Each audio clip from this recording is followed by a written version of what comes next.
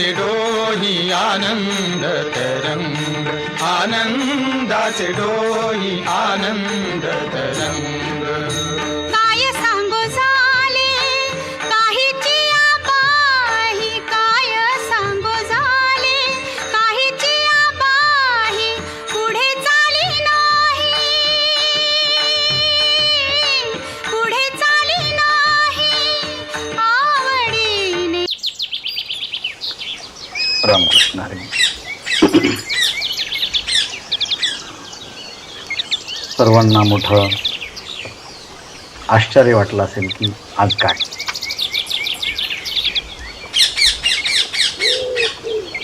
आज आहे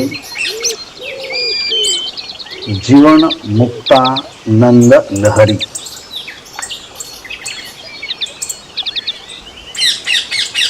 भगवत पूज्यपाद आद्य शंकराचार्य भगवान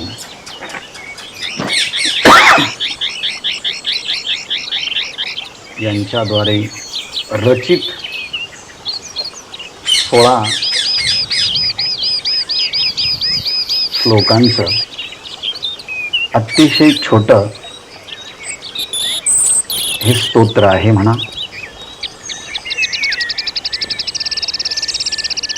का अतिशय छोटा ग्रंथ म्हणा.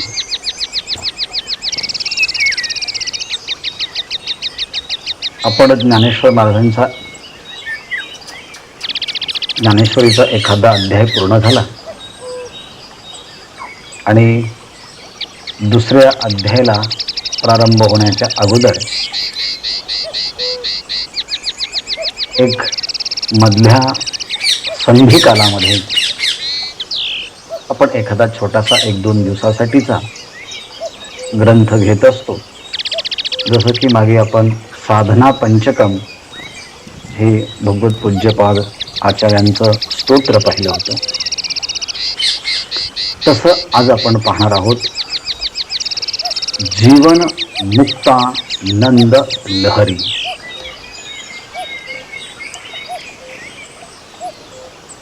भगवत पूज्यपाद शंकराचार्यांचं जीवन आपल्याला माहिती आहे.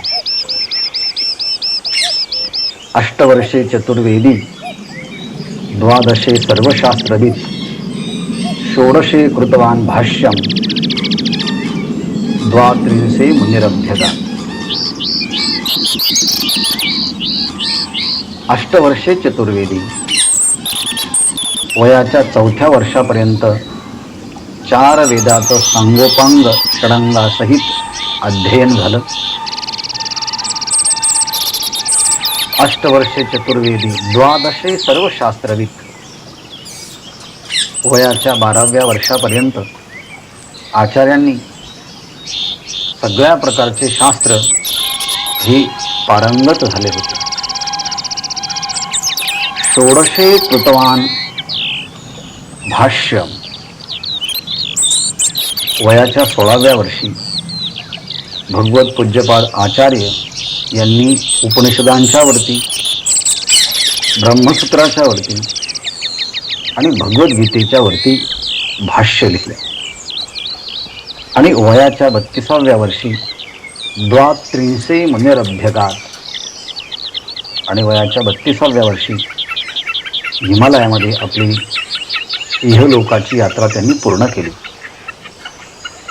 पण त्यांचे ग्रंथ यावत चंद्र सूर्य पर्यंत विद्वज्जनांच्या हृदयमंचकावरती अधिराज्य गाजवत आहे. त्यापैकी हा छोटासा ग्रंथ आहे जीवन मुक्तानंद लहरी. जीवन मुक्तानंद लहरी याचा अर्थ समजून घेण्याच्या पूर्वी थोडीशी पार्श्वभूमी समजून घेऊया, मग आपल्याला ह्या जीवन मुक्तानंद लहरी ह्या नावापर्यंत येता येईल. भारताचं सर्वात प्राचीन ज्ञान कोणतं असेल तर उपनिषद विद्या. त्याला वेदांता नाम उपनिषद प्रमाणम वेदांत म्हणजे उपनिषद प्रमाण आहे. आणि उपनिषद म्हटलं की आपल्याला एक गंभीर अध्यात्माचा एक विषय समोर येतो.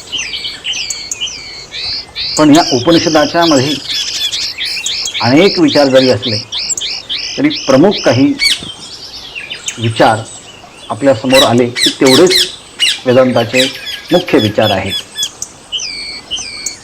त्यामध्ये वेदांत शास्त्राचा म्हणजे उपनिषदांचा जेव्हा विचार केला जातो तेव्हा सर्वप्रथम विचार केला जातो की ह्या वेदांताचा उपनिषदांचा अधिकारी कोण आहे. कोण ह्या वेदांत शास्त्राचा किंवा उपनिषदांचा अभ्यास करू शकतो.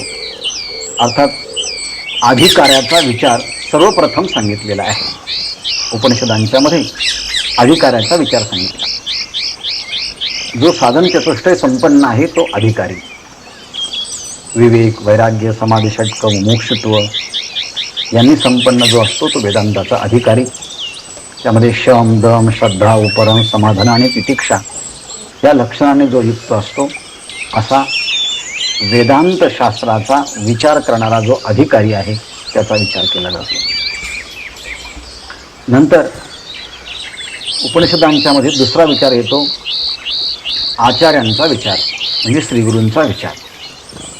त्याला अधिकाऱ्याचा विचार असं म्हणताना दुसऱ्या भाषेमध्ये सत्शिष्याचा विचार, त्याच्या लक्षणांचा विचार हा पहिल्यांदा येतो. नंतर दुसरा विचार जो आहे तो श्रीगुरूंचा विचार येतो. हे श्रीगुरू कोणत्या लक्षणाचे असले पाहिजे, त्यांच्या ठिकाणी कोणते गुण असले पाहिजे. तेव्हा त्यांच्या ठिकाणी त्या गुणांचा विचार करताना श्रोत्रिय, ब्रह्मनिष्ठ आणि कृपाळू, दयाघन अशा श्रीगुरू असतात. आणि असे उपनिषदांच्या मध्ये सगळे ऋषीमुनी हे श्रोत्रिय आहेत म्हणजे त्यांना शास्त्राचं यथासांग अध्ययन झालेलं आहे. ब्रह्मनिष्ठ आहेत म्हणजे त्यांची ब्रह्मस्वरूपाच्या ठिकाणी नितराम स्थिती आहे. तिथे रमण्याचं त्यांचं ते स्थान आहे. आणि सगळ्यात महत्त्वाचं ह्या महापुरुषांच्या ठिकाणी अंतःकरणामध्ये समाजाच्या विषयी खूप दया, कृपाळुता असते. हा दुसरा विचार सांगितला. तिसरा उपनिषदांच्या मध्ये विचार येतो विधिवत गुरु उपसदन विधी. म्हणजे असा योग्य अधिकारी आणि योग्य श्रीगुरू असेल तर हा योग्य अधिकारी शिष्य आपल्या गुरूंच्या जवळ जेव्हा जातो तेव्हा तो कसा जायला पाहिजे, त्याची काही विधी आहे का. तर हो, त्या विधीचा विचार आपण गीतेमध्ये पाहतो. तो तद्विधी प्रणिपातेन परिप्रश्नेन सेवया उपदेक्षन्ते ज्ञानम ज्ञानिनस्तत्वदर्शिनः श्रद्धावान लभते ज्ञानम तत्परस्तेंद्रिया ज्ञानम लब्ध्वा पराम शांती नचरेनादि गच्छति. अर्थात शिष्य किंवा अधिकारी जेव्हा गुरूंच्याकडे जातो ती जाण्याची पद्धती जी आहे त्या पद्धतीचा विचार केला जातो. परीक्ष लोकान कर्मचितान ब्राह्मणा निर्वेद मायाम नास्तिक कृतात्वतेन विज्ञानार्थम स गुरुमेवा विगच्छेत समित पाणी श्रोत्रियम ब्रह्मनिष्ठम. हातामध्ये सनिधा घ्यायच्या आहेत, सर्वसंग परित्याग करायचा आहे आणि त्या गुरूंना हात जोडून शरणापन्न होऊन त्यांना तिथे शरण व्हायचं आहे. याला गुरुपसदन विधी असं म्हणतात. तिथे गेल्यानंतर कोणता प्रश्न विचारायचा हे सगळ्या त्याच्या अंतर्गत आहे. नंतर पुढचा मुद्दा येतो म्हणजे पहिल्यांदा अधिकारी विचार, श्रीगुरु विचार, तिसरा गुरुपसदन विधी आणि मग चौथा मुद्दा येतो दर्शन. ह्या उपनिषदांच्या मध्ये उपदेश पद्धत. गुरु आपल्या शिष्याला उपदेश करताना पहिल्यांदा काय विचार सांगत असेल तर पहिल्यांदा विचार येतो त्वम पदाचा. तू आला आहेस पण तू कोण आहेस, तुझं वास्तविक स्वरूप काय आहे म्हणजे त्वम पद विचार. नंतर येतो तत्पद विचार. तत् म्हणजे ते ईश्वर तत्व, ते ब्रह्मतत्व. त्वम म्हणजे ते जीवतत्व, तू जो जीव आहेस. तत् म्हणजे ते ब्रह्मतत्व. अर्थात त्वम पदाचा वाचार्थ काय आहे त्वम पदाचा लक्षार्थ काय आहे, तत्पदाचा वाचार्थ काय आहे, त्वम पदाचा लक्षार्थ काय आहे, जीव असं म्हणताना जीवाचं वास्तविक स्वरूप काय आहे आणि सापेक्ष स्वरूप काय आहे, तत्पद म्हणताना ईश्वर असं म्हणायचं आणि मग ते ब्रह्म अर्थात जीव, त्वम पदाचा जीव हा वाचार्थ आहे, तर कुटस्थ हे लक्षार्थ आहे, तत्पदाचा वाच्यार्थ हा जीव आहे, तर लक्षार्थ हे ब्रह्म आहे. हा उपदेश पद्धती आहे. आणि तिसरी उपदेश पद्धती आहे यांच्या आसीपदाचा विचार, म्हणजे यांच्या ऐक्याचा विचार. त्वमपद आणि तत्पद यांच्या ऐक्याचा विचार म्हणजेच जीव ब्रह्म ऐक्याचा विचार. मग कधी जीव ब्रह्मरूप आहे, कधी जीव हा आहे, तर आत्मा ब्रह्मरूप आहे अशा कधी शब्दांचा प्रयोग केला जातो. मग आत्मा ब्रह्मरूप आहे, जीव आत्मारूप आहे, जीव ब्रह्मरूप आहे, पण असं म्हणताना ह्या ऐक्याच्या विचाराचा जो विचार केला जातो तर नेमका ऐक्य कोणाचं? जीव ब्रह्मैक्य आपण पाहतो, मग ह्या पदांचा विचार करताना ह्या ऐक्याचा विचार केला जातो. आणि जीव ब्रह्म ऐक्य हा उपनिषदाचा मुख्य विषय आहे. द मेन सब्जेक्ट मॅटर काय असेल तर जीव ब्रह्माचं ऐक्य प्रतिपादन करणं हा उपनिषदांचा मुख्य सिद्धांत आहे. मग आता ही जीव ब्रह्माचं ऐक्य कसं काय होईल, कोणत्या पद्धतीने होतं, याचा विचार करण्याची पद्धती जी आहे ती उपनिषदाच्यामध्ये त्या पद्धतीला श्रवण असं म्हणतात. श्रवण म्हणजे सगळ्या उपनिषदांचा तात्पर्य कशामध्ये आहे, या तात्पर्याच्या निर्णयापर्यंत पोहोचण्याची प्रक्रिया ही श्रवणाच्या माध्यमातून पूर्ण होते. पण श्रवण केल्यानंतर सुद्धा जीव ब्रह्म ऐक्य हे सिद्ध केलं, पण तरीसुद्धा अनेक प्रकारच्या शंका उपस्थित राहतात. जीव ब्रह्माचे ऐक्य सांगितलंय पण आम्हाला भेद दिसतोय, अशा ऐक्य विरोधी शंका परिहार करणं म्हणजे जेव्हा जीव ब्रह्माच्या ऐक्याच्या विषयी संशय उत्पन्न होतो तेव्हा त्यासाठी मनन करावं लागतं. अद्वैत मकरंदासारखे ग्रंथ केवळ मननासाठी प्रसिद्ध आहे. याप्रमाणे तत् आणि त्वम पदाचा विचार, ऐक्यपदाचा विचार यासाठी श्रवण आणि त्या ऐक्याच्या विरोधी काही संशय निर्माण झाले त्याकरता मनन. श्रवण झालं, मनन झालं, पण तरीसुद्धा देहाच्या ठिकाणी आसक्ती असते. मी ब्रह्मरूप कसा असू शकेल, मी तर देह आहे. शास्त्र, गुरु, आचार्य सांगतात तू ब्रह्म आहे आणि मला वाटतं माझं देहाच्या ठिकाणी एवढं तादात्म्य आहे. अहंकार, आपला हेवा, आपला हेकेखोरपणा माणसाचा वार्धक्याच्या शेवटच्या क्षणापर्यंत जात नाही. मग देहाचं तादात्म्य जात नसेल तर तुम्ही अध्यात्मामध्ये कोणती साधना करणार? You have no use in the field of spirituality. या सगळ्या आसक्तीच्या गोष्टी जर सुटल्या पाहिजे, म्हणजे ही विपरीत भावना होत असेल देहाच्या विषयी, तर ते विपरीत भावनाच्या दूरीकरणाकरता ध्यान म्हणजे निधिध्यासन याची गरज आहे. श्रवण, मनन आणि निधिध्यासन या सगळ्या गोष्टी झाल्या की याची विपरीत भावनाची निवृत्ती याने होते. मग असा उपदेश झाल्यानंतर श्रवण, मनन, निधिध्यासन होतं आणि मग तो साक्षात्काराच्या स्थितीला उपदेशाच्या द्वारे तो जीव प्राप्त होतो. मग असा जो या बंधनातून मुक्त होतो, या बंधनातून मुक्त झाल्यानंतर त्याला आयुष्य शिल्लक राहतं आणि आयुष्य शिल्लक राहिल्यानंतर त्याला कोणतं कर्तव्य शिल्लक राहत नाही. काम नाही, काम नाही, झालो पायी रिकामा. आता बंधन सगळं संपून गेलेलं असतं. बाबासाहेबांनी ग्रहण करून घ्या.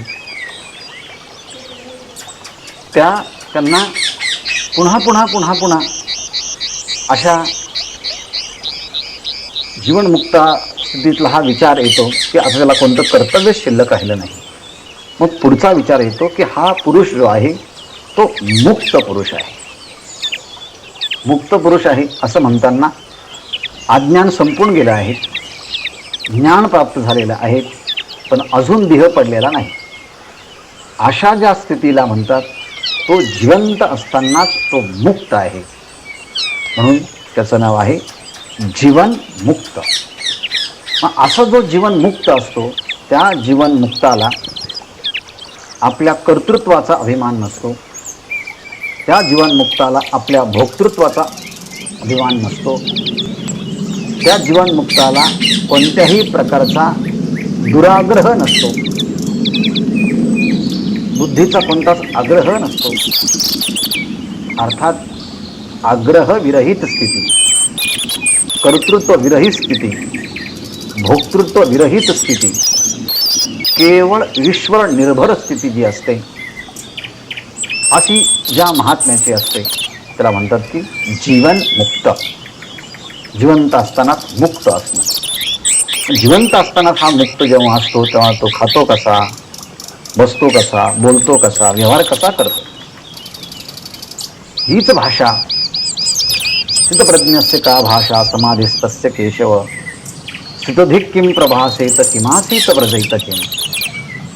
तो बसतो कसा, तो बोलतो कसा, तो चालतो कसा, ही दुसऱ्या अध्यायामध्ये ज्या लक्षणांचा विचार भगवंताने अर्जुनाच्या प्रश्नानुसार सांगितला तो सगळा विचार म्हणजे मुक्ताचा विचार आहे. आणि हा उपनिषदांचा साक्षात्कार झाल्यानंतर असा महापुरुष ह्या जगामध्ये जेव्हा राहतो तेव्हा त्याच्या जीवनामध्ये जिकडे तिकडे फक्त आनंद आनंद आणि आनंदच असतो. त्याला म्हणतात जीवन हा जगतानाच मुक्त झालेला असतो. असा जीवनमुक्त त्याच्या जीवनामध्ये आतही आनंद, बाहेरही आनंद, अवघेची त्रैलोक्य आनंदाचे आता. किरणे जगन्नाथा चित्त ठेवले. आता त्याला आनंदच आनंद आहे. आणि त्याच्या आनंदाच्या जसं पाण्यावरती तरंग निर्माण होतात तसे या जीवनमुक्ताच्या आनंदाच्या लहरी असतात, म्हणजे तरंग असतात. त्याच्या पाहण्यात आनंद, त्याच्या बोलण्यात आनंद, त्याच्या खाण्यात आनंद, जगण्यात आनंद. त्याच्या जीवनामध्ये आनंद सोडून दुसरं काही नसतं. ब्रह्मदेवाला प्राप्त होणाऱ्या आनंदापेक्षा सुद्धा अनंतपट आनंद हा मनोनाश, वासनाक्षय आणि तत्वज्ञान यांच्या प्राप्तीच्या द्वारे, म्हणजे वासनाक्षय झालेला असतो, अज्ञानाची निवृत्ती झालेली असते आणि म्हणून वासनाक्षय झालेला आहे, मनोनाश आहे, वासनाक्षय झालेला आहे आणि तत्वज्ञान प्राप्त झालेलं आहे. आणि तत्वज्ञानाचं फल जो आत्मसाक्षात्कार आणि त्यानंतरची जी आनंद अभिव्यक्ती आहे त्या आनंदाच्या अभिव्यक्तीमध्ये आता ते किंचितही दुःखाचा गंधही नाही. दुःख ते कैसे नाही स्वप्नासी, भुक्तिमुक्ती झाल्या कामारी दासी, त्याचे वर्मत्व आम्हापासी, सुखे राहिलासी प्रेमाची. हा आध्यात्मिक शास्त्रातील शेवटची स्थिती आहे जीवनमुक्त आनंदाची. आणि त्याच्या ज्या आनंदाच्या लहरी आहेत, आनंदाच्या ज्या स्थिती आहेत त्यालाच नाव दिले आहे जीवनमुक्तानंद लहरी. या जीवनमुक्तानंद लहरी ही परिभाषा संत वाङ्मयामध्ये आपल्याला अनेकदा पाहायला भेटते. जगद्गुरु तुकाराम महाराजांचं एक अभंग पण पाहतो. आनंदाचे दोही आनंद तरंग, आनंदाचे अंग आनंदाचे, आनंदाचे दोही आनंद तरंग, आनंदाचे अंग आनंदाचे. दोही आनंदाचा, त्यावर तरंगही आनंदाचे, अंगही आनंदाचे. आणि जिकडे आता राहिलंय तिकडे फक्त आनंद आणि आनंदच, फक्त सुखच. सर्व सुख ल्यालो सर्व अलंकार, आनंदे निर्भर दुल्लत असो. असो ऐसा कोठे आठवची नाही, देहेची विदेयी भोगू दशा. अशी जी स्थिती असते त्या स्थितीलाच जीवनमुक्त म्हणतात. आणि त्यांचा जो आनंद आहे आणि त्या आनंदाची जी अभिव्यक्ती आहे त्या अभिव्यक्तीला जीवनमुक्तानंद लहरी असं म्हणतात. आणि अशी जीवनमुक्तानंद लहरी कोण लिहू शकतो, कोण जाणू शकतो, कोण समजू शकतो? तर जो जीवनमुक्त झालेला आहे त्याचा जो आनंद आहे त्या जीवनमुक्ताचा आनंद फक्त जीवनमुक्त महापुरुषालाच समजू शकतो. कारण आपण सगळे जीवनबद्धानंद दुःख लहरी आहे आपल्या. म्हणजे आपण कोणत्या ना कोणत्या तरी रागद्वेषाने बंदिस्त झालेलो आहोत. अनेकांच्याकडनं अनेक अपेक्षा आपण धरतो. जिथे रागद्वेष आहेत तिथे अपेक्षा आहेत. आणि जिथे रागद्वेष आणि अपेक्षा आहेत तिथे मनुष्य आपल्या व्यावहारिक जीवनाचा आनंद घेत नाही, तर आध्यात्मिक स्थितीचा आनंद कधी घेता येईल त्याला? व्यवहारामध्ये राहावं हे सगळे संबंध व्यवहारातले सापेक्ष आहेत. कोण कोणाची आई, कोण कोणाचा बाप, कोण कोणाचा भाऊ, कोण कोणाचा बंधू, हे सगळे संबंध तात्पुरते. ह्या जन्माला येण्याच्या अगोदर कोण आपले संबंध होते यांच्याशी, आणि देहानंतर सुद्धा कोणाचे संबंध आहेत आपले यांच्याशी. टेम्पररी रिलेशन आपलं एकमेकाचं आहे, पण त्यातही रागद्वेष करत बसायचं हा अध्यात्मातल्या व्यक्तीचा शहाणपणा नसतो. We have to drop all the identification with mind, body आणि intellect and be free from everything. सगळ्यापासून मुक्त होऊन आपल्या आनंदात, आपल्या मस्तीत, आपल्या सुखात राहणं हा खरा मुख्य भाग आहे. पण एक जबाबदारी किंवा एक व्यवहार म्हणून सगळ्या गोष्टी सांभाळाव्या लागतात. आणि ह्या सगळ्या तोडून टाकण्यासाठीच तो संन्यास घ्यायचा असतो. पण या जबाबदाऱ्या, या कौटुंबिक भूमिका माणसाला सारख्या दुखवत असतात, सारख्या ओढत असतात, सारख्या टोचत असतात, सारख्या बोचत असतात. म्हणून साधकाने या सगळ्यांच्या मध्ये राहावं, पण हळूहळू या सगळ्यांना दूर करावं आणि मग जीवनाचा आनंद घ्यावा. त्याला म्हणतात जीवनमुक्त आनंद लहरी. मग असा जीवनमुक्त महापुरुष या जगामध्ये वावरतो. मग त्याला काही विशिष्ट नियम आहेत का, बंधन आहेत का, कसा तो वावरू शकतो, याचा जो विचार केला आहे शंकराचार्यांनी. शंकराचार्य स्वतःही जीवनमुक्त आहे आणि म्हणून जीवनमुक्ताचा आनंद घेणारे शंकराचार्य त्यांनी जीवनमुक्ताच्या आनंदाचा विचार केला आहे. म्हणजे जीवनमुक्ताला जीवनमुक्ताचा आनंद समजू शकतो.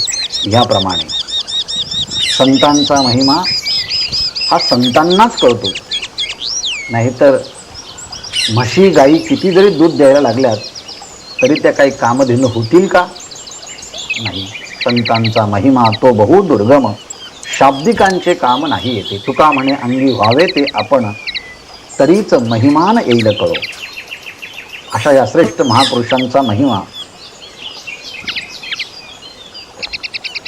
गीतेमध्ये, ज्ञानेश्वरीमध्ये, भागवतामध्ये हा गायलेला आहे. त्याचा एकत्रितकरण करून शंकराचार्यांनी हा छोटासा ग्रंथ लिहिला आहे जीवनमुक्तानंद. त्याचा एक छोटासा अंश आपल्याला त्यांच्या एका दुसऱ्या प्रकरण ग्रंथामध्ये पाहायला भेटतो. तो म्हणजे भजे गोविंदम नावाचं एक स्तोत्र आहे. त्या स्तोत्रात एक श्लोक येतो, योग रतो वा भोग रतो वा संग रतो वा संग विहीना, यस्से ब्रह्मणे रमते चित्तम नंदती नंदती नंदतेव. याचा अर्थ असा होतो, जीवनमुक्त कधी कसा असतो, तो कसा जगतो, तो योग रतो वा, कधी कधी तो योगाच्या अभ्यासामध्ये रत असेल, त्यातला आनंदही घेईल.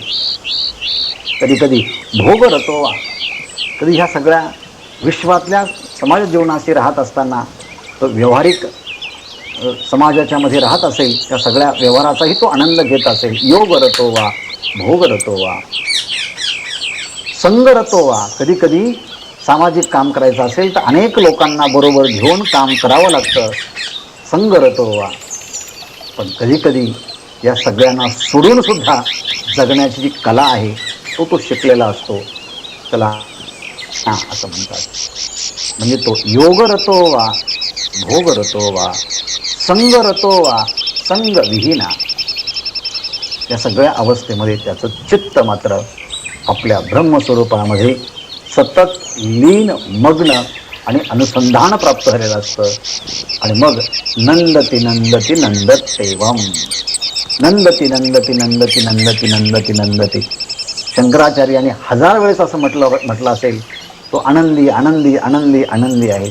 जगद्गुरु तुकाराम महाराज तेच म्हणतात, आनंदाचे डोही अनंत तरंग. ज्ञानेश्वर माऊलींचाही तोच आनंद आहे. या आनंदाचा अवारू मांडू जगा.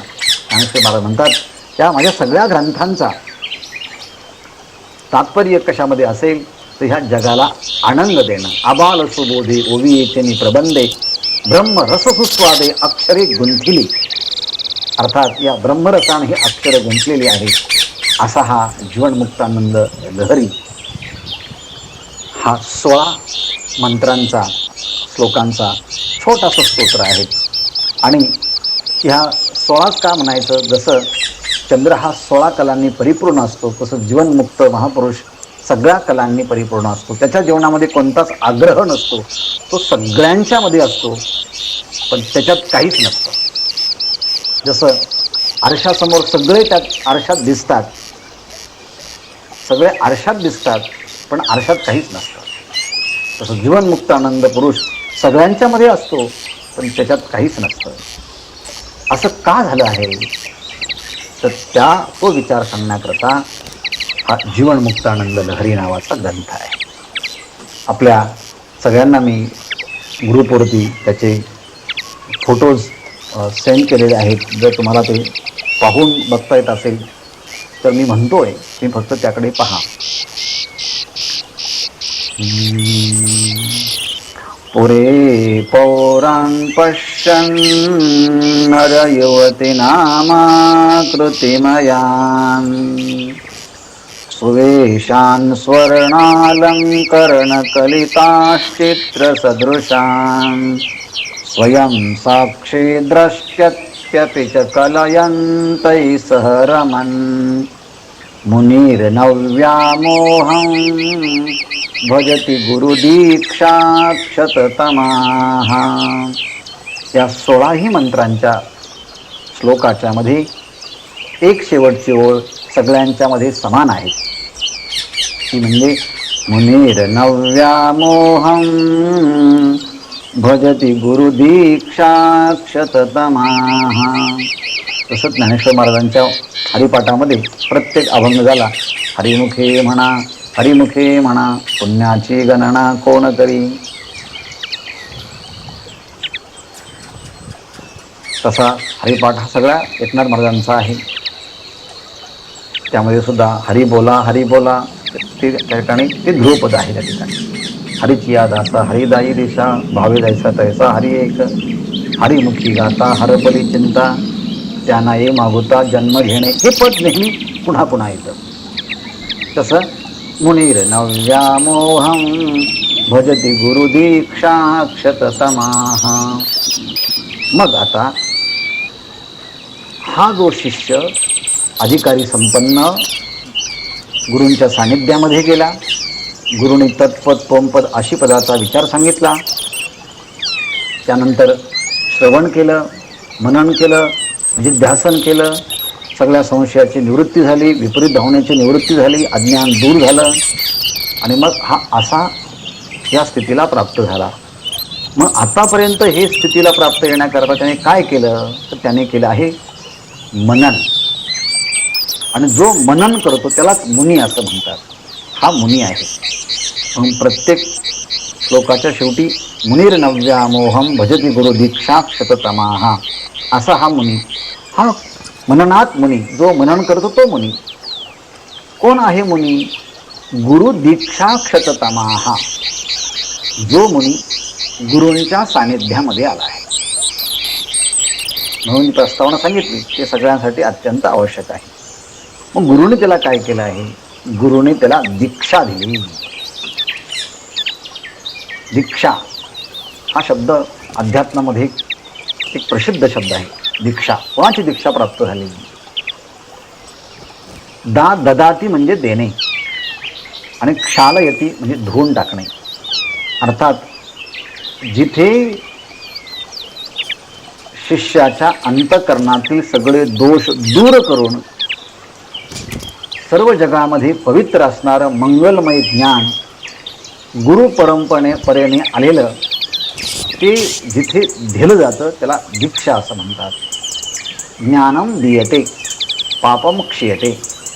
जिथे ज्ञान दिलं जातं आणि पापाचं क्षालन केलं जातं त्याला दीक्षा असं म्हणतात. म्हणून असा गुरु दीक्षा घेतल्यानंतर काय परिणाम झाला? क्षत म्हणजे नष्ट होणे, नाहीसं होणे. काय नाहीसं झालं? तमाहा. तमा म्हणजे अंधार, अज्ञान नाहीसं झालं. मग असा मुनी गुरूंच्या सानिध्यामध्ये गेल्यानंतर त्याला दीक्षा प्राप्त झाली आणि त्यामुळे अज्ञानाचं पूर्णपणे निवृत्ती झाली. आणि असा निवृत्ती अज्ञानाची झाल्यानंतर आता हा कधीच कोणत्याच परिस्थितीमध्ये आणि कशानेच हा मोहित होत नाही. मोह पूर्णपणे विमुक्त आहे. मोह मुह्यती म्हणजे मोहित होणे. त्याला कोणतीच स्थितीमध्ये निर्णय न घेण्याची परिस्थिती याला मोह असं म्हणतात. काही आमोह असतो, काही विमोह असतो आणि काही व्यामोह असतो. वि प्लस आ प्लस मोह बरोबर व्यामोह. पण तीन शब्द आहे. एक आहे आमोह, विमोह आणि व्यामोह. आमोह म्हणजे ज्याला व्यवहारामध्ये निर्णय घेता येत नाही, हा अमोह आहे. म्हणजे कसा? रस्ता क्रॉस करताना ही गाडी गेल्यानंतर मी जाऊ का गाडी जायच्या अगोदर जाऊ असा विचार करता करता त्याला वाटतं नाही आपण अगोदर जाऊया, आणि पुन्हा वाटतं की नाही थांबून जाऊया. तेवढ्यामध्ये गाडी येतीने ॲक्सिडेंट होतो. म्हणजे हाही त्याला नीट निर्णय घेता येत नाही. ह्या शाळेत ॲडमिशन घेऊ की त्या शाळेत ॲडमिशन घेऊ, आर्टला घेऊ की कॉमर्सला घेऊ, मग आता टी व्ही पाहू का जेवण करू का प्रवचनाला बसू. म्हणजे व्यवहारामध्ये कोणत्याच संबंधामध्ये योग्य निर्णय घेता येत नाही. हेही करू तेही करू. जसं व्यवहारामध्ये म्हटलं जातं ना, वेडीला सासरही सारखंच आणि माहेरही सारखं. हे पण चालेल आणि ते पण चालेल. अरे हे चालेल ते कसं चालेल? कोणता तरी एक निर्णय घ्यायला पाहिजे ना. पण तोही जेव्हा करता येत नाही तो आमोह आहे. दुसरा हा पहिला मोह आहे, नंतर आमोह आहे. व्यवहार कळत नाही तो मोह. आणि धर्म काय, अधर्म काय, कर्तव्य काय, अकर्तव्य काय, स्वतःचं ड्युटीज काय, प्रवृत्ती काय, निवृत्ती काय, धर्मशास्त्राच्या बद्दल निर्णय न घेता येणं हा आमोह आहे. व्यवहारामध्ये निर्णय न घेणं हा मोह आहे. आणि व्यामोह म्हणजे मी कोण आहे, कुठून आलो आहे, कशा करता आलेलं आहे, माझ्या जीवनाचं अंतिम गंतव्य स्थान काय आहे याचाच जेव्हा निर्णय करता येत नाही, म्हणजे आत्मा अनात्मा विवेक करता येत नाही, सत्यानित्याचा विवेक करता येत नाही, सार असाराचा निर्णय करता येत नाही, अर्थात स्वसंबंधाचा कोणताच विचार जेव्हा करता येत नाही असा व्यामोह. परंतु ज्ञान प्राप्त झाल्यानंतर त्याला ना मोह राहतो, ना आमोह राहतो, ना व्यामोह राहतो. तो आता सगळ्या परिस्थितीमध्ये राहूनसुद्धा त्याला कोणताच मोह राहत नाही. अशी गुरूंची दीक्षा प्राप्त झाल्यानंतर असा मुनी कोणत्या स्थितीमध्ये त्याला मोहित होत नाही. त्याला म्हणतात मुनीर नव्यामोहम भजती गुरुदीक्षा क्षततमाहा. मग असा हा मुनी शास्त्राचं अध्ययन करताना एकांतामध्ये राहिलेला असतो. पण कायमच एकांतात राहतो असं नाही. ज्ञानेश्वर महाराज म्हणतात, भूता परस्परे पडो मैत्र जीवांचे. असा एकांतामध्ये राहिलेला पुरुष त्यांनी लोकांच्यामध्ये पण गेलं पाहिजे आणि लोकांनी देखील हे आमचे सोयरे सखे आहेत याप्रमाणे त्यांचा स्वीकार केला पाहिजे.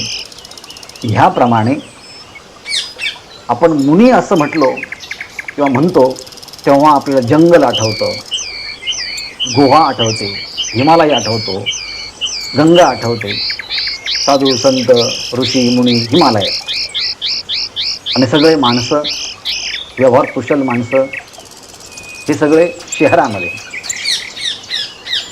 पण शहरातल्या माणसांना जंगलात नेलं की मोठं आश्चर्य वाटतं. झाडांना पाहून आश्चर्य वाटतं, पक्ष्यांना पाहून आश्चर्य वाटतं, नदीला पाहून आश्चर्य वाटतं, डोंगरांना पाहून आश्चर्य वाटतं, दगडांना पाहून आश्चर्य वाटतं. आणि शहरातला मनुष्य गेला, खेड्यातला मनुष्य, जंगलातला मनुष्य शहरामध्ये गेला की त्याला सगळंच आश्चर्य वाटतं.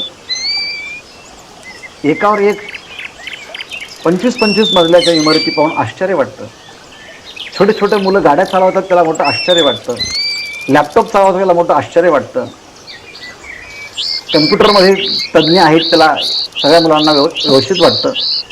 गाड्या चालवतात, कपडे एवढे भारी भारी असतात.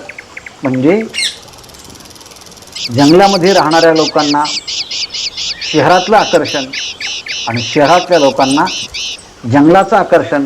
म्हणून शहरातले लोक प्रत्येक रविवारी ट्रेकिंगसाठी जंगलामध्ये जातात, 2 दिवस झाले की पुन्हा घरी येतात. असं हे त्यांचं जीवन आहे. पण मुनी जो आहे त्याला जंगलातलंही जीवन माहिती आहे, शहरातलंही जीवन माहिती आहे, एकांतातलंही जीवन माहिती आहे, लोकांतातलंही जीवन माहिती आहे. मग असा जीवनमुक्त ज्ञान संपादन केल्यानंतर कसा वागतो, कसा राहतो याचा विचार या सगळ्या श्लोकांच्या मध्ये आहेत. 1-2 श्लोक आपण जरी समजून घेतले तर पुढचे श्लोक सहज आपल्याला कळतील. त्यापैकी पहा, हा मुनी आता गुरूंची दीक्षा प्राप्त होऊन ज्ञान प्राप्त झालं. आता कोणताच मोह नाही. मुनिर्नव्यामोहं भजती गुरुदीक्षाक्षततमाः. असा जेव्हा मुनी, ज्ञानी झालेला पुरुष, आध्यात्मिक व्यक्ती शहरामध्ये राहत नाही का, शहरामध्ये जातो. मग शहरामध्ये गेल्यानंतर तो कसा पाहतो त्याचं वर्णन पहा. पुरे पौरान् पश्यन् नरयुवती नामाकृतिमयान्. पुरे, पुरे शब्दाचा अर्थ आहे पूर म्हणजे नगर, शहर. म्हणून आपल्याकडे नागपूर, गंगापूर असे पुरांचे नाव, नागपूर, कानपूर असे वेगवेगळे नाव आहेत. कोल्हापूर, हे सगळे पूर आहेत. पूर का म्हणायचे, शहर का म्हणायचं त्याला, सगळ्या वस्तूंनी पुरेपूर भरलेलं असतं ते पूर. म्हणजे जिथे शाळा आहेत, कॉलेजेस आहेत, पोलीस स्टेशन आहेत, मॉल आहेत, प्रासादे, सगळे गृह आहेत, अर्थात सगळ्या वस्तूंनी पूर्ण सुविधांनी जे भरलेलं असतं त्याला पूर असं म्हणतात. खेड्यात तसं नसतं. एखादा आजारी पडला तर दवाखान्यात जाण्याकरता काही किलोमीटर जावं लागतं. पण शहरामध्ये नाही. एक कॉल केला सगळ्या सुविधा त्या ठिकाणी उपलब्ध असतात. मग हा व्यक्ती, हा मुनी कधी कधी शहरामध्ये येतो आणि काय पाहतो, पुरे पौराण. पौराण म्हणजे जे पुरामध्ये राहतात ते पौराण, जे नगरामध्ये राहतात ते नागरिक. अशा अर्थानं हा जेव्हा जीवनमुक्त महापुरुष शहरामध्ये येतो तो काय करतो, पश्यन. तो सगळं शहरामध्ये पाहतो, इकडे तिकडे. पण तिला काही आश्चर्य वाटत नाही. खेड्यातल्या लोकांना शहरात गेले की मोठं आश्चर्य वाटतं. आमचे गुरुजी स्वामी तेजोमयानंदजी महाराज सांगायचे, ते म्हटलं एक खेड्यातला मनुष्य एक 25-30 मजल्याच्या इमारतीमध्ये गेला आणि त्याने त्या ठिकाणी लिफ्ट पाहिलं. त्या लिफ्टमध्ये एक अतिशय वृद्ध एक माताजी त्या लिफ्टमध्ये शिरली आणि त्या काय मजल्यात जायचं होतं त्या ठिकाणी ती गेली आणि वरून येताना तो लिफ्ट पुन्हा खाली आलं आणि त्यातून एक 30-25 वर्षाची तरुण युवती ती बाहेर पडली आणि त्याला मोठं आश्चर्य वाटलं, काय हे मशीन, वृद्ध स्त्री गेली की आतमध्ये जाते आणि येताना बाहेर तरुण होऊन येते, माझी पत्नी आणली असतं बरं झालं असतं. सगळं आश्चर्यच आहे ना. त्या छोट्या छोट्या गोष्टींचं आश्चर्य असतं. परंतु हा कसा पाहतोय, या सगळ्या लोकांना पाहतो, पुरे पौराण पश्यन. आणि कोणाकोणाला पाहतो, नर युवती नामाकृतिमयान. त्या ठिकाणचे नर आहे म्हणजे पुरुषांना पाहतो, युवती या स्त्रियांना पाहतो. कशा आहेत म्हटले, नर युवती नामा आकृतिमयान. त्यांचे वेगवेगळे नाम, वेगवेगळे रूप, वेगवेगळ्या आकृती. कोणाची आकृती कशी तर कोणाची आकृती कशी तर कोणाचं रूप कसं तर कोणाचं कसं. शहरामध्ये वेगवेगळ्या कपड्यांचे, वेगवेगळ्या आकाराचे सगळे लोक असतात. आणि म्हणून ह्या वेगवेगळ्या नामरूपाच्या असणाऱ्या आकृतिवान ह्या सगळ्या सृष्टीतल्या पदार्थांना हा मुनी शहरामध्ये येऊन मध्ये पाहतो सुद्धा. कशा आहेत म्हटले हे शहरातले लोक, सुवेशान. शहरामध्ये अतिशय चांगल्या प्रकारचे कपडे परिधान केलेले असतात. त्यांचा पोशाख अत्यंत सुवेशान, चांगला वेश असतो. शहरामध्ये, खेड्यात तसं काही नाही, कसे कपडे घातले कसे राहिले तर चालतात. पण शहरामध्ये तसं नाही, प्रत्येक दिवशी त्याच्या कृती कराव्याच लागतात. म्हणून त्यांचे कपडे चांगले, सुवेशान स्वर्णालंकरण. कोणी कोणी वेगवेगळ्या प्रकारचे अलंकार धारण केले आहेत युवतींनी. नाकातले अलंकार, कानातले अलंकार, गळ्यातले अलंकार, हातातले अलंकार, पायातले अलंकार, केसातले अलंकार. स्वर्णालंकरण कलिताश्चित्र सदृशान. वेगवेगळ्या प्रकारचे कपडे, वेगवेगळ्या प्रकारचे अलंकार, हे सगळं पाहिल्यानंतर असं वाटतं, ज्याप्रमाणे चित्रातल्या व्यक्ती जशा दिसाव्यात तशा ह्या व्यक्ती चित्राप्रमाणे दिसायला लागतात. कशाप्रमाणे तुम्हाला जर पाहिलं असेल तर कपड्याच्या दुकानामध्ये असे स्टॅच्यू ठेवलेले असतात आणि त्यांना ते कपडे परिधान केलेले असतात. शहरातल्या व्यक्तीला वाटतं हा माणूसच आहे की काय. म्हणून कधी कधी माणसं खेड्यातले त्या तिथे जवळ जातात आणि हात लावून पाहतात जाता जाता. त्यांना वाटतं की हा जिवंत माणूसच उभा केला की काय. म्हणजे चित्र कधी कधी माणसासारखं दिसतात आणि काउंटरवरती बसलेले लोक अगदी सजीव असतात, पण इतके नटून थटून बसलेले असतात की असं वाटतं की हा किती चित्राचं की काय. याप्रमाणे चित्रांना माणसासारखं आणि माणसांना चित्रासारखा हा पाहतो. याप्रमाणे सुवेशान सुवेशान सुवर्णालंकरण कलिताश्चित्र सदृशान. पण हे सगळं पाहत असताना तो नुसतं पाहतच नाही, तैसह रमण. तो सगळ्यांच्या बरोबर रमण करतो, सगळ्यांच्या बरोबर तो वागतो, सगळ्यांच्या बरोबर तो सहभागी होतो. असं काही नाही जीवनमुक्त झाला की सगळं सोडून द्यायचं, नाही नाही. तो सगळ्या व्यवहारांच्या मध्ये तो पाहतोही, तो त्यांच्या व्यवहाराप्रमाणे त्यांच्या तो सहभागी होतोही. पण सगळं करत असताना तो सगळ्यांच्या मध्ये राहतो, पण स्वतःला मात्र काय समजतो, स्वयं साक्षी द्रष्ट्यत्यपि कलयन्तै सह रमन्. या सगळ्यांच्या मध्ये असताना तो स्वतःला साक्षी समजतो. मी या सगळ्यांच्या मध्ये राहतो, पण सगळ्यांच्यापेक्षा मी वेगळा आहे, असंग आहे, निर्विकार आहे, मी द्रष्टा आहे आणि सगळे दृश्य आहेत. आणि माझी ही आत्मस्थिती कायम सांभाळत, कारण त्याला आत्मज्ञान प्राप्त झाल्यामुळे त्याने अज्ञान निवृत्त झालं आहे. कोणत्याच प्रकारचा आग्रह नाही. पण प्रारब्धवशामध्ये जर त्याला शहरात जावं लागलं, जर या सृष्टीतल्या पदार्थांना पाहावं लागलं, तो पाहतोही, परंतु स्वतःचा आत्मबोध असल्यामुळे त्या कोणत्याच प्रभावाने तो प्रभावित होत नाही. सगळ्यांच्यामध्ये राहतो, परंतु स्वतःला तो साक्षी समजतो, द्रष्टा समजतो. आणि त्या सगळ्या सृष्टीतल्या ग्लॅमर जे आहेत, फॅशन जे आहेत, त्यांना तो संमोहित होत नाही. मुनीर नव्यामोहम भजती गुरुदीक्षाक्षततमाः. याप्रमाणे तो जीवनमुक्तानंद पुरुष कसा असतो, सगळीकडे राहतो. पुरे पौरान पश्यन नर युवती नामाकृतिमयान सुवेशान स्वर्णालंकरण कलिताश्चित्र सदृशान स्वयं साक्षी द्रष्ट्यत्यपि च कलयन्तैः सह रमन्. मुनीर नव्यामोहं भजति गुरुदीक्षाक्षततमाः. या जीवनमुक्त महापुरुषाचं प्रारब्ध कधी शहरामध्ये जाण्याचं असेल तर शहरामध्ये जातो, पण लगेच त्याला असं वाटलं की आता शहरातून तो पुन्हा जंगलामध्ये जातो. पण जंगलामध्ये गेला तिथेही तेवढाच आनंदी असतो. मग जंगलामध्ये राहताना या जीवनमुक्त महापुरुषाची स्थिती कशी असते? दुसरा श्लोक पहा. वने वृक्षान् पश्यन् दलभरभरान् नम्र सुशिखान् घनच्छायाच्छन्नान् बहुलकलकूजद्विजगणान् भजन् गस्त्रे रात्रावने तलतल्पशयनो मुनिर्नव्यामोहं भजति गुरुदीक्षाक्षततमाः. वाचनात मागे पुढे झालं थोडं.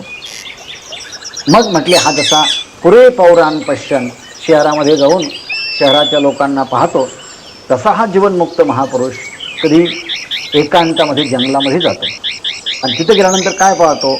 वने म्हणजे वनामध्ये, वृक्षान् पश्यन वेगवेगळ्या वृक्षांना पाहतो. आणि सगळ्या वृक्षांच्या मध्ये पाहताना भगवंताच्या विभूतीची त्याला आठवण येते. अरे परमात्मा हा हिमालयाच्या मध्ये आहे. अश्वत्थ सर्व वृक्षाणाम, सगळ्या वृक्षांच्या मध्ये अश्वत्थ जसं परमात्म्याची विभूती आहे, हे सगळे वृक्षसुद्धा परमात्म्याच्या विभूतीच आहे ना. आणि म्हणून वने वृक्षान् पश्यन, कसे आहे ते वृक्ष?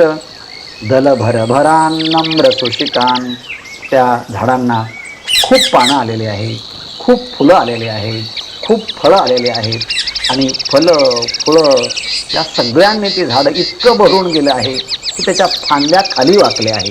नम्र सुशिखान, म्हणून ज्यांना ज्ञान प्राप्त झालेले आहे ते सुद्धा असेच नम्र होतात.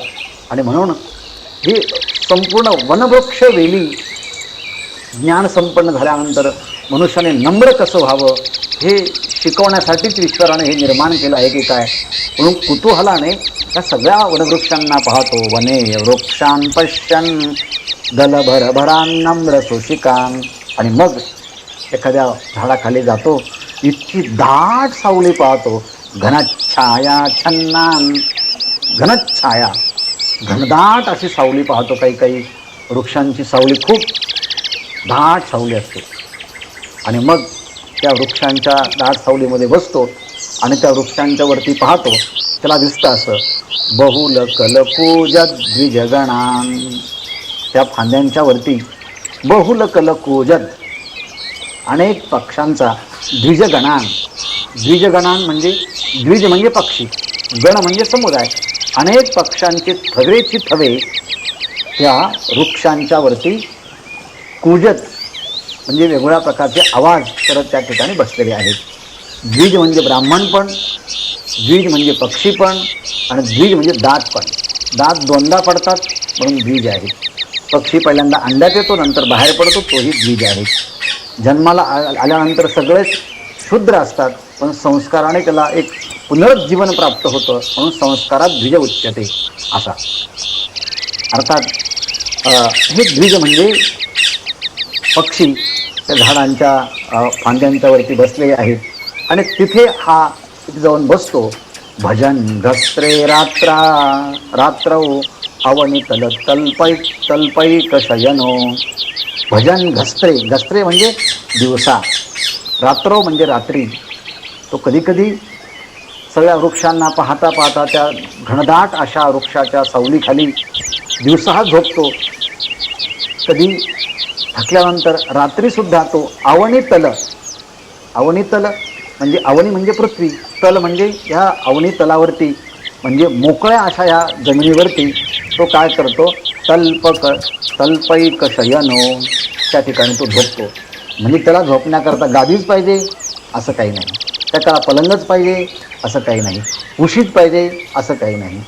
आपल्या हाताची उशी करतो, पृथ्वीचं आसन करतो, आकाशाचं पांघरुण आहे. आणि सगळ्या वृक्षांच्या त्या समुदायामध्ये तो बसतो. आणि म्हणून तो एकांतामध्ये सुद्धा राहताना तितकाच आनंदी आहे, लोकांतामध्ये राहताना सुद्धा तितकाच आनंदी नाही राहतो. नाही तर लोक तेच एकांतामध्ये राहिले की माझं कसं होणार, एकटाच मी पडलेलो आहे, देवाने मला इथं कशाला ठेवलं आहे. हा जीवनमुक्त महापुरुष, त्याचा आनंद एकांतामध्ये तेवढाच आहे, लोकांतामध्ये तेवढाच आहे.